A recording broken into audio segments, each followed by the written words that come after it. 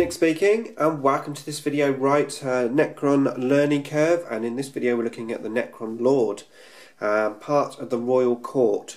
So once you've unlocked your Royal Court, you obviously can take cryptics and you can take lords. The cryptics are the main ones. They offer you lots of different pieces of war gear. We're going to look at those separately. The Lord does have quite a few options, let's say, but there's only a few standout options really for this guy, let's say usable options.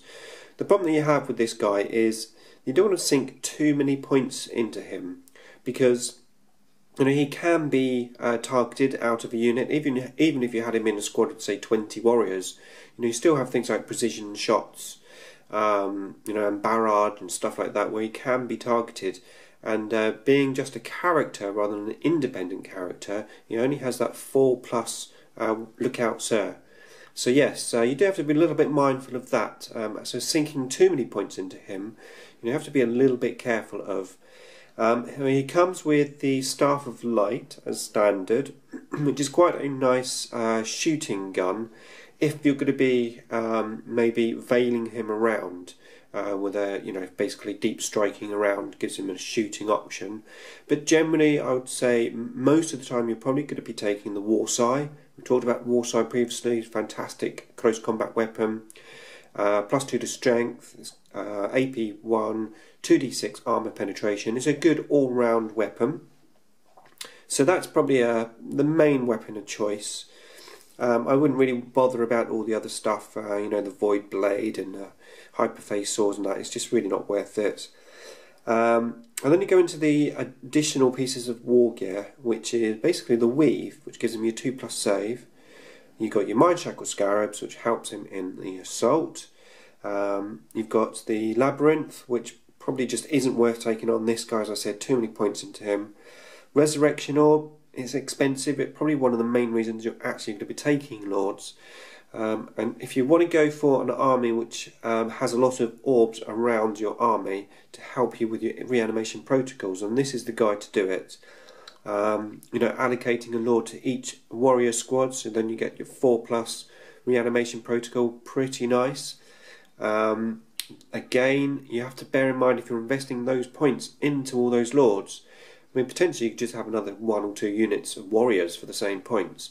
And that's the direction I tend to go. I don't tend to use Lords very often. I'd rather have more points available for either more warriors or for more goodness in the codex to protect the warriors. Things like wraiths and all the stuff that we've been talking about in the previous videos. Phase Shifter, very, very expensive, going to miss 3+ and vulnerable save, pretty much, and just not worth taking really. If you sink too many points into him, he's only got 1 wound. As I said, there's the lookout sir is not that great, so you have to be a little bit careful.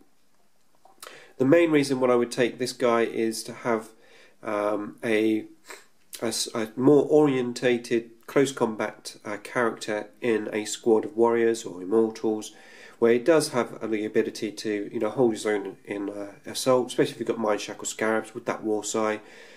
It gives him an option. He's still initiative 2, so the Mind Shackle Scarabs are probably pretty important if you could use him that way.